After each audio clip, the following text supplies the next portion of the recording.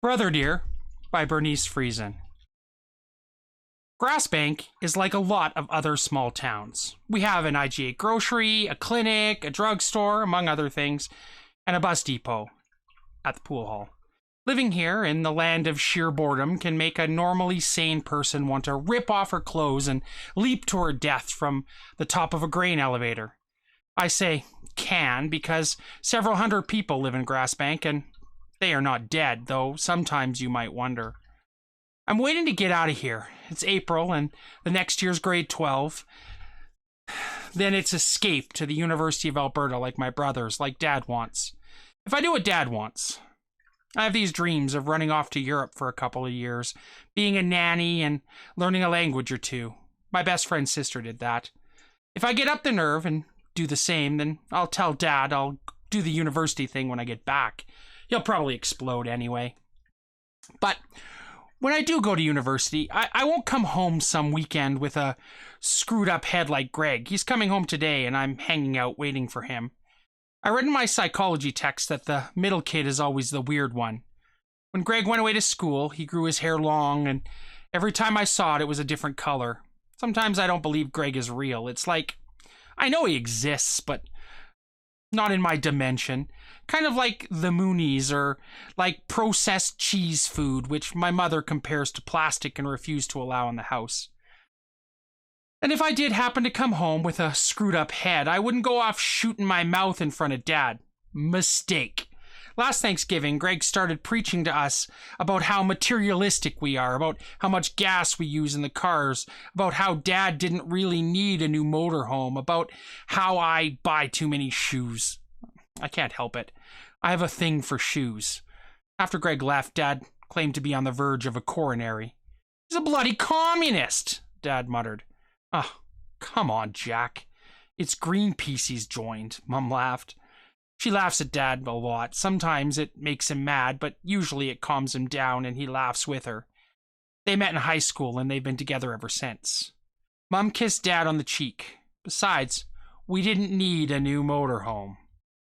He still has his car and everything, Dad, I said, so don't worry. I think the free world is still pretty safe. I slapped Dad on the back. He's overweight, so sometimes I think maybe he's actually is on the verge of a coronary. I imagine how his face might look if I told him I was going to Europe instead of university. Boiled red, jaw hanging open, speechless. But not for long. He'd figure out a lot of things to say to me. Dad shifted into a lower gear of panic during the Christmas holidays when Greg was home again. Even though Greg had sold his car, Greg had also learned to shut up a little. They avoided each other, but the tension was still there. I don't like movements, environmental, social, political. I don't care, Dad said after Greg was gone. Movements of any kind sound like they have something to do with the bowels. Dad never said the S word in front of us, but we always get a lot of talk about coronaries, bowels, the pancreas, the duodude, whatever the heck it is. That's what you get when you're the daughter of a guy who inherited a John Deere dealership from his father and was always sorry he hadn't tried to be a doctor. This is why he gets so upset about all his kids going to a university. He's got a point. I aim to be the most filthy rich and the most hilariously funny CBC foreign correspondent that the world has ever seen. I know I have to go to university, but this is also a career in which you need to know a lot of languages. There are a lot of other things I want to do. Brother Dear, Greg, shows up the front door about 4 o'clock before Mum and Dad get back from work. He's carrying a green plastic garbage bag, which I assume is filled with laundry since he never brings home his garbage to wash. And his beat-up army surplus backpack is hanging from his shoulder. I haven't seen him since Christmas, and I'm still not sure I'm seeing him because he's got a little wispy beard on the tip of his chin. He must be going for the Old Testament prophet look, but when he smiles at me, he looks more like a malnutrition devil. I clamp my lips shut together, but it doesn't work. I spit all over him when I start laughing. What? He frowns and looks down to check if his fly is open. Oh, nothing, I sputter. Did you know that there's a small furry animal hanging from your chin? He looks at me in disgust. And to think I was almost glad to see you. He drops his stuff in front of the door and heads for the kitchen. I follow him. You have no sense of humor, I say. As he gets himself an apple and sits down at the table, I pull a chair close to him and sit on it backwards so I can rest my chin on the back and stare at him. Eyes blank and bulgy, teeth bared. He hates it when I do this. You've been annoying me since the day you were born, he says, trying not to look at me. Eventually, he always has to look at me to see whether I'm still staring. Live with it. It's my mission in life. My psychology text also says that the youngest kid is always the brat of the family. I consider myself living proof. So you got a girlfriend yet? He blushes. If I did, I wouldn't tell you. You'd broadcast it all over the neighborhood. Your nostrils are flaring. You're hiding something. He hates it when I tell him his nostrils are flaring. It just makes them flare more. Greg has a girlfriend. Greg has a girlfriend. Charlene! He swings his long hair out of his eyes and looks at the ceiling, something that always makes him look like he thinks he's better or more mature than me. He gets up and goes to the door, clumping his heavy hiking boots over the tile. So leave, snot, I call. After he's already through the door and it's swinging behind him, the door slams upstairs and I feel awful, as if he doesn't have enough trouble getting along with Dad. I'd been looking forward to him coming home. I hadn't meant to start a fight, but he's just so bad at taking a joke. Greg and I have never been able to have fun together, not like the fun I used to have with Dennis, our older brother. Greg never wants to play catch, to race, to play board games or cards because he's too into the competition thing. Dad says he's got no drive, no ambition. He's not stupid, but he doesn't really care about being smart. He's in pre-law at university, but his marks are crap. I think he went into law just because Dennis did, and Dad hasn't stopped cheering. Greg doesn't come out of his room even when Dad comes in and falls over the bag of laundry in the doorway. He starts swearing and complaining about how nobody ever puts anything away in this house. Greg hides up there for another hour, and at first I think it's because he's mad at me, but then I'm not so sure. His marks have got to be back by now, so maybe he's avoiding Dad. He used to always hide in his room when he had bad news, way back in high school.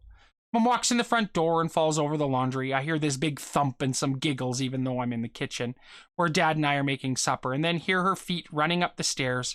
After a few minutes, Mom comes into the kitchen with Greg, her arm around his waist as if she had to drag him. You're thinner. I know it, she says to him, prodding him in the stomach. I am not, he squirms and avoids looking into her eyes but smiles. He looks over at Dad, who's already sitting, guarding his dish like a German shepherd. Good to have you home, Greg, Dad says happily, but his eyes aren't smiling as much as his lips. He doesn't get up.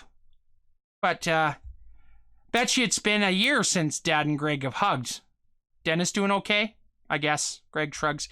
He's doing some research for one of his profs, says it could turn into a summer job if he does it right. Dad sits back and smiles as if when Dennis does good work, it feels as good to him as a big meal in his belly. Greg stops looking at Dad and sits on the edge of the chair next to me like a scrawny bird about to fall off his perch. One side of his mouth curls down and his nostrils are flaring again. Greg has a secret, I croon, then slap my hand over my mouth just remembering about his marks. Sometimes I have an enormous mouth. Leave me alone, Charlene, he snaps, and the room becomes quiet. Dad says grace, and then nobody talks, though Mom looks like she wants to. Greg eats the food around the steak. He eats the peas and the salad and starts to scrape the gravy off the potatoes, but changes his mind and smears the gravy back on. So, how did exams go, Greg? Dad chews his meat and his eyes flicker up, then down again. Greg doesn't say anything for a few seconds. Okay. Okay? That's all? Dad leans forward and looks hard at Greg. Maybe he's trying to figure out what he's thinking. Greg puts down his fork like he's finished and is getting ready to run. Aren't you going to eat your meat, Mom says. She sometimes tries to cool things down by changing the subject. It's your favorite. Sorry, Mom. I'm sort of a vegetarian now. Dad puts his coffee cup down very slowly, wearing his calm look, but I can tell the word vegetarian through him because of the way his eyes dart around, like he's trying to focus on something he lost. I'm more concerned about your economics, Mark, than what sort of food fetish you've taken up. What about it? Ah, great. Last term, Greg's average in economics was 38%. On his exam, he'd have to clear a 62. And Greg isn't much into numbers or money for that matter. I want to put a wall of shatterproof glass across the table to protect Greg's feelings. He shifts back in his chair. Didn't make it. What do you mean? You think you failed? Dad's words are calm, careful. Well, I couldn't make it. I didn't get to the exam. I stare at Greg in horror and admiration, hardly believing he has the nerve to tell Dad something like this. Maybe he figures it's better to get it over with sooner than later.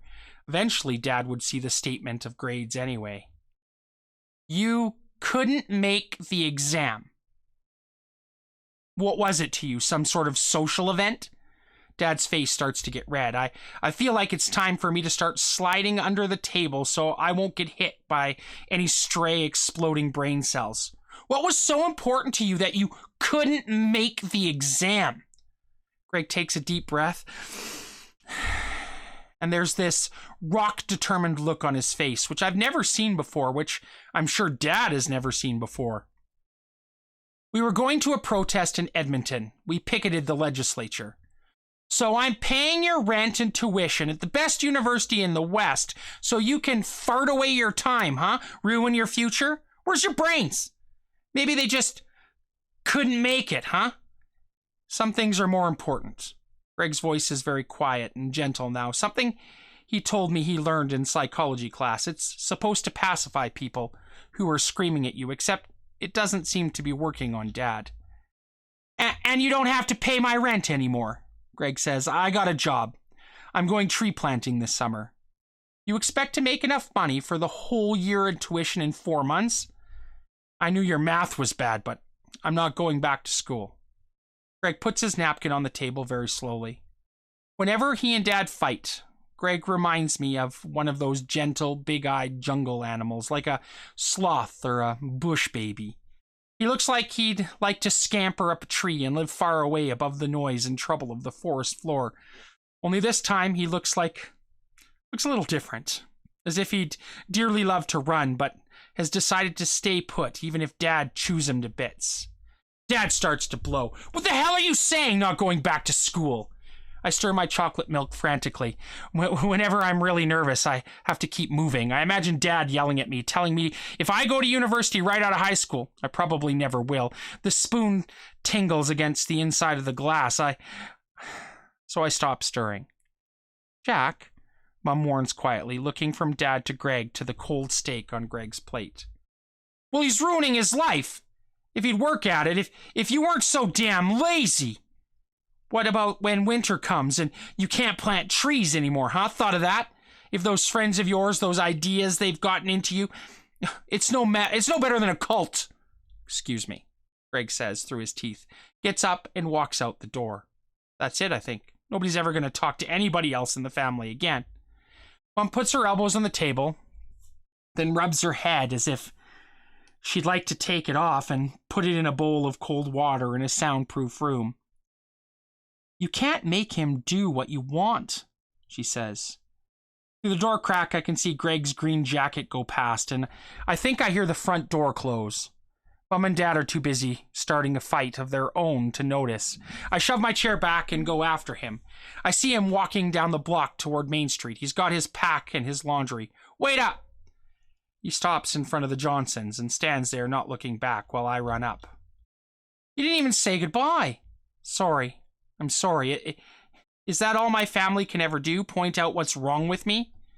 He starts walking faster. I look at my watch. The bus for the city leaves at 7 in 10 minutes. I stretch my legs to walk beside him. He didn't mean it. The cult stuff, I say. You know Dad's temper. Greg keeps walking, taking long ostrich steps. Why do you always have to run away? If all you came for was to make me feel worse, you can go home. You're no different from Dad. He has a point, you know. You could have at least taken your finals. Now if you ever want to go back, you've got a bad record. They might not want you back. You'll never get to be anything. Be something. Be something. That's all I ever get from Dad. from you now. And I know you don't want to go to university, at least not yet. Dad makes a lot of money. He did what his father wanted him to do, and he's not happy. Can't you see that? Well, I'm not playing along with that anymore. Be something, Charlene. You're not what you do. You're who you are. We walk on, and I think about this. So, you never want to be anything? He stops and looks at me, his face tight, like he's 2 millimeters from screaming. Do you think I'm nothing now? Do you think you're nothing? I open my mouth, then close it.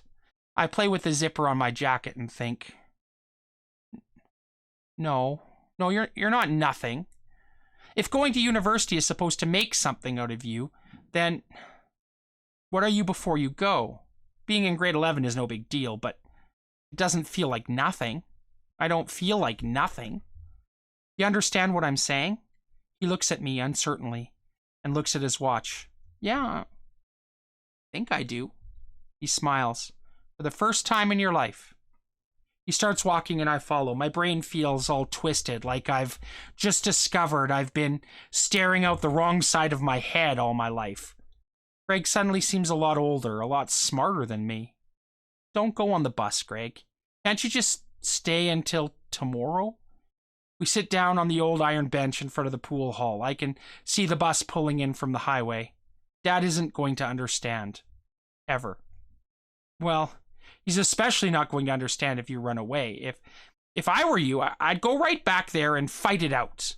I smack my fist into the palm of my hand, but I'm not like you.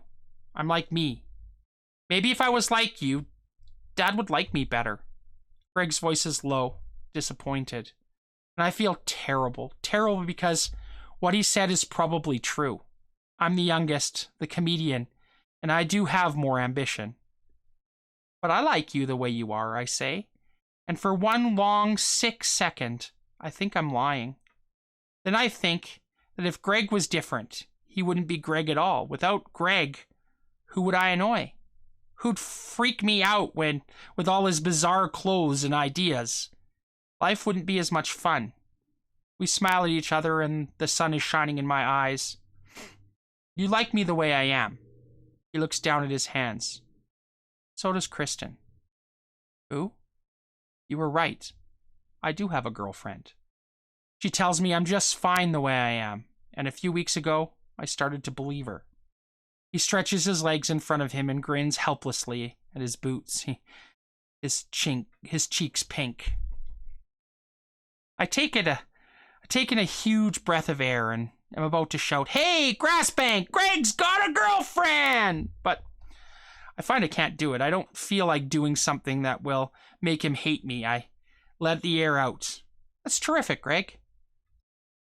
I'd tell you about her, but he shrugs and looks up at the Greyhound.